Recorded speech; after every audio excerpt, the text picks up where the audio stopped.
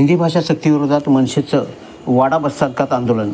आज सायंकाळच्या सुमारास महाराष्ट्र नवनिर्माण सेना वाडा तालुक्याच्या वतीने तालुकाध्यक्ष कांतिकुमार ठाकरे यांच्या मार्गदर्शनाखाली हिंदी भाषा सक्तीविरोधात आंदोलन करण्यात आले. महाराष्ट्र नवनिर्माण सेनेचा यावेळी हिंदी भाषा सक्तीविरोधात काढलेल्या पत्रकाची जाहीर होळी करण्यात आली.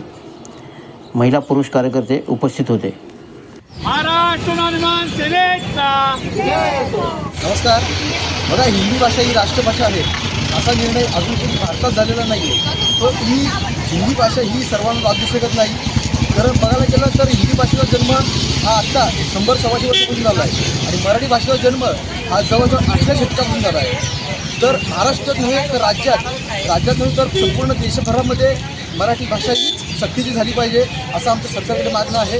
महाराष्ट्रामध्ये तरी मराठीला राजभाषेचा दर्जा मिळालेला आहे, अभिजात भाषेचा दर्जा मिळालेला आहे. तो महाराष्ट्रामध्ये हिंदी भाषा ही सक्ती लागू करू शकत नाही असं आणि आम्ही ही होऊ देणार नाही.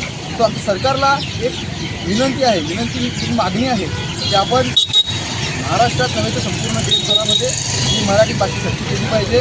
कारण की हिंदी भाषेमुळे येणाऱ्या पुढच्या पिढीच्या येणाऱ्या महाराष्ट्रातील मुलामुलींना हा त्यांच्या अभ्यासक्रमावर परिणाम पडेल. तो महाराष्ट्रामध्ये ही मराठी भाषा झाली पाहिजे. तर बोलतो थांबतो. धन्यवाद.